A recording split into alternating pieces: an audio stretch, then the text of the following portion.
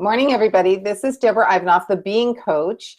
And with me this morning is my colleague, Jackie Pasciak, being the solution instructor. And Jackie and I have decided that we're just going to have a couple of casual conversations over the next couple of weeks about some of the tools and processes that are included in Being the Solution 9-week transformational workshop.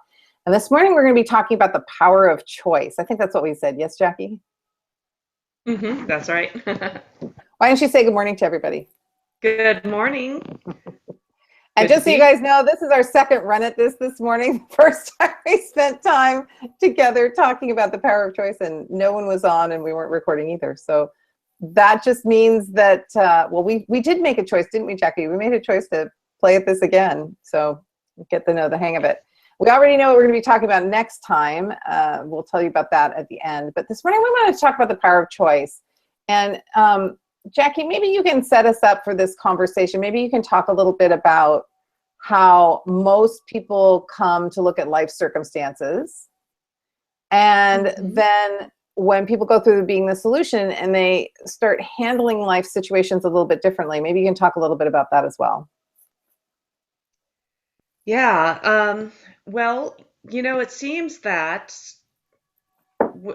when we go through life, we have a tendency to kind of get the same thing that we got yesterday. And then we get the same thing day to day until maybe something happens to us. So if we don't consciously make some choices to change things, then we're going to get the same pattern over and over again. And that could be, maybe one area of our life we're deliberately trying to change, like maybe our exercise pattern. And then maybe our relationships, we don't realize we also have a choice in that too. So I remember some time ago, I was enjoying the fruits of my labor from the Being course, and things were going really well. And I said, Daryl, I just feel like coasting for a little bit. And Daryl said to me, well, you can only coast downhill. Thanks. Well, what did you get to mean from that? What did that mean for you? Well, what I realized is when we can really apply that as a metaphor. So yeah, it feels really fun to coast. If I'm on my bike, you went up the hill and you're kind of victorious, and then the reward is you get to coast. But the only thing that happens is, that's gravity. Eventually you hit the bottom again, or you end up going so fast you're out of control. There's a lot of things that can happen depending on how the hill is. So without taking some kind of action, you either choose to put on the brakes because you're going so fast, or at the very end, you're going to have to take some kind of momentum. Once that momentum wears off, you're at the bottom of the hill, and then you're going to have to figure out what to do next. Yeah. I know, it's funny because looking back on my experience with Being the Solution, I would go through the process of climbing the hill, and then I would this was before Being the Solution. I thought that the whole thing was like, if you climbed the hill long enough, you would get the reward. But in truth, I didn't find that was true. I think that was just my choice to always be climbing hills, and that's all I was doing. I didn't actually know where I was climbing or for what reason, and I never hung in there long enough. I think I would be partway up the hill and go, oh my God, this is a never-ending hill. It's not going to work for me. And I would just jump off that hill, and then I'd be starting at the bottom of another one. I never actually got to the top of any of them. And that's what made a real difference for me. Looking at that as an analogy of climbing up the hill, I didn't even get the coast. I don't think I even coasted, Jackie. I just bailed is what I did. I took the little parachute and started over just climbing that mountain. And so it always felt hard to me. Everything felt hard to me. And I never did feel like I was getting anywhere. when I found Daryl, I was right in the middle of a very difficult time in my life where I felt, just like you said, like everything from outside was coming at me, was holding me, was, doing things to me. And I didn't really see that I had any power in any of that. Um, you know, Connecting into this idea that I could make a deliberate, conscious, new choice was a very powerful concept for me at the time. How about for you? Um, yeah, I think that one of the biggest things I realized from the being course is that you have a choice over many different things. Now, sometimes things happen to you, but you can choose to react. You can choose your reaction to it. You can choose every moment of the way that you can choose to be happy. You can choose to be peaceful. You can choose a positive outcome for everybody. And I didn't realize you had that I had so many choices every step of the way. Yeah, that right there, what you just said, is what made a big difference for me. I didn't realize that the choices I made, or that the choices I could make, could come from a different place than they were coming from. I mean, I think all of my choices at the time I met Daryl were coming from fear, honestly, which is where I think most choices come from. So they're not even choices, they're that default you were talking about, right? Hmm. Um, when I started looking at Daryl's wonderful question, we should have a conversation all about Daryl's wonderful question: who would you be being? You know, who do you want to be? Who would you be being? When I started looking at that and started making my choices based on what do I want this choice to be about, who I want to be, I was very profound. I was very profound. My Who I wanted to be was not argumentative, was not contentious, was not dramatic or victimy. And I didn't realize I had as many choices either. I didn't realize that the choices I thought I was making that were by default were linked to who I was being, and that I could make new choices, but I had to change who I was being, and then those choices would come from that. There was a relationship there that I didn't understand yet at that time. And that was to engage the power of who I wanted to be, and then the choices dramatically, I mean, dramatically changed what I was experiencing in the outside world. Yes, things sometimes still looked like they were happening, but I created some miraculous change in my life. And I'll bet you did too. I'll bet you created some miracles in yours too, didn't you, Jackie? Oh yeah, absolutely. Well, one of the things that comes to mind is that I was in a business relationship that it really sort of needed to end. And people around me were, either kind of prodding me along saying, you need to do this. And I probably was a little too inactive, let's put it that way. I probably really needed to kind of get that thing going towards its end. But, at the same time, I needed to sort out some emotions. I didn't want Mm-hmm. it to be about this person doing something to me. I Mm-hmm. didn't want to be the victim in this situation, but there were parts of me that just couldn't see that. It was all about, I can't believe he's doing this to me. I can't believe he won't do this. I can't believe, that sort of thing. And I was so emotionally involved, I couldn't really see an end to it.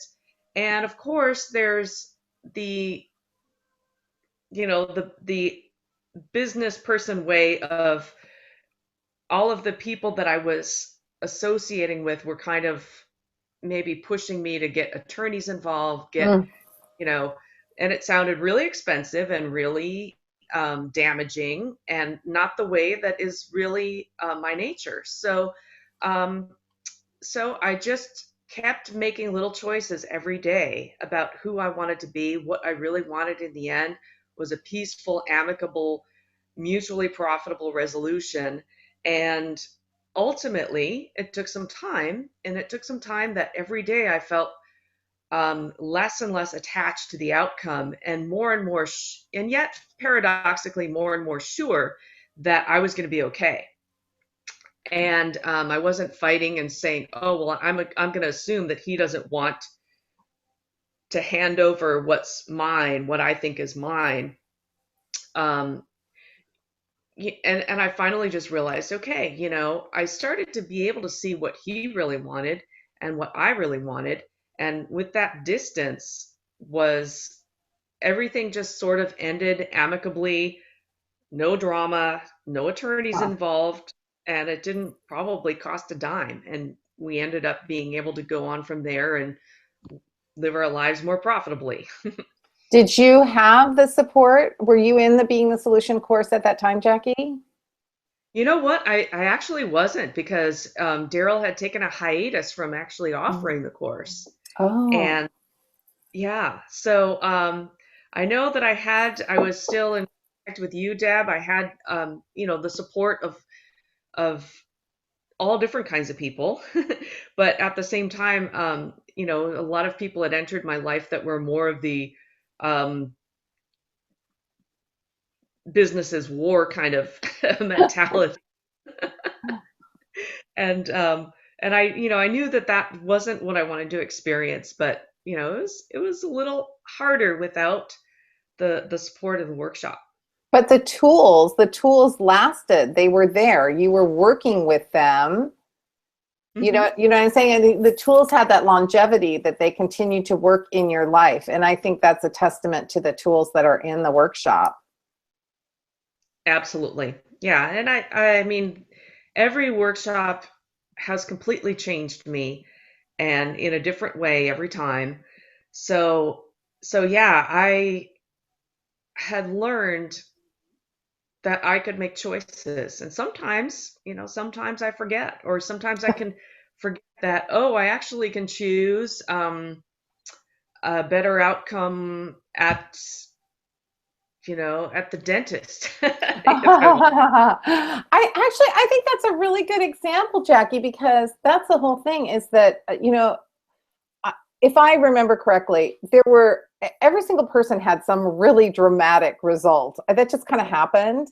But it's easier to forget all those little smaller, like having a different outcome at the dentist, actually having a different outcome every day in life. We've grown so used to chasing happiness that, how many of us let ourselves have it? And yet that's a choice. That is a choice to let ourselves have happiness, to notice where the happiness is today, to notice where we feel good and where our life has a depth and a richness. I was a chronic worrier. I say that I'm a recovering worrier. Like you're never recovered, you're always recovering. Just like, and I have to watch it. I have to consciously watch it and make a choice not to worry, but to do something very constructive with my thoughts as well. I had to learn those skills, and that again, that came out of. I'm remembering now that came out of my work with Daryl and with Being the Solution so many years ago. That was where I drew a line in the sand and said, I'm not going to get up and be a worrier every morning. I had trained myself to be a worrier as if that was doing something, but it wasn't doing Hmm. anything except degrading my experience in life. It wasn't doing anything helpful at all, at all. And I really saw that while I was in the workshop, and it was a huge impact. And it sort of flips to what we're talking about making conscious choices, because worrying was an unconscious choice. It was a habitual choice. It was a trained choice. I'd learned it from my parents. And to really turn that around into a very conscious choice has completely changed my quality of life. How about you? Has there been any like quality of life change that's come out of making different choices? Well, I think that's key. I used to be really consumed by worry as well, Oh, is that and right? Uh-huh. worry, fear, and yeah, just it's it's pretty amazing how much space in my brain that took up and how much time it Yeah. took up. And I always think that when people will say, well, you become what you think about. Well, luckily I didn't become all of those worries. Like a lot of them didn't come to pass, so I think that's pretty cool, and kind of encouraging. But yeah, and it was sort of a contagious thing that I caught from my family and from other sources, and I was able to overcome it. It was a bit of an addiction, really. Yeah, I saw that in the course going through. I saw people go from telling stories that really showed them hurting, I would say, to being so excited, so uplifted, so really accomplished, feeling so accomplished at the end. And I know we sometimes talk about this, but we haven't in a while. So I'll just say, I know this is one of the reasons that you want to bring back the original being the solution. It's one of the reasons I want to host that and support you in bringing back the original being the solution, because it really does change lives. There's a lot of lip service to that, but we have seen it over and over again with thousands of people that they go from really feeling like they have no choice to feeling like they could be and do and have anything. And that's a huge flip. That's a huge flip. Hmm. Yeah, yeah, it's pretty cool. Yeah. I know in my time in being the solution, and I taught others how to teach. I really got into being the solution. I know in my time of being the solution, I pulled off just some amazing miracles, even in the very mundane world in the court system. And I had my own strategists that I paid that said, "You can't do that." And I said, "Okay, well, if I could, what would I do next?" And I would just kept making those choices, like you said, with the business partner that you were transitioning away from. I kept making those smaller choices in the direction of what I did want. And my own strategist started saying, "Well, if it was anyone else, I would tell you you couldn't do this, but you seem to have a pretty good record at changing things." And they would get on board. And that's another thing I found, that um, with being the solution, the tools, when I started using them, it did spark or inspire other people to both support themselves more, but support me more as well. So Mhm. I think that that's definitely, having that power of choice gives us the ability to essentially create a world that's more of our own making. Do you think so, Jackie? Yeah, yeah, absolutely. We don't get to choose. There's some things that come into our life that we maybe didn't choose or consciously choose, but we can definitely influence our reaction to them. We can change ourselves in the midst of conflict or uncertainty, and and just changing that perspective changes the outcome. It changes our reaction to it and our attitude about it. Yeah, yeah. Well, thanks for taking a couple moments to speak with me this morning about our power of choice, Jackie. I hope we've inspired some people. And I think we said next week we're going to talk about John Harricharan's The Power Pause. Now, John and Daryl know one another, and John very graciously told Daryl that we could include the Power Pause as part of the Being the Solution curriculum. And I know we said we would talk about some of the different ways people have used the Power Pause. So I'm looking forward to that. I think that's going to be fun, because we taught different classes. So we'll probably have a whole bunch of really fun examples to look at. And the Power Pause is a very, very powerful tool that I continue to use in all of my curriculums. And I think you do too, and in my life. So this will be a fun one to talk about. So I'll see you next Hmm. week. Yes. Thanks, Deb. Thank you, Thank Jackie. Bye. Bye.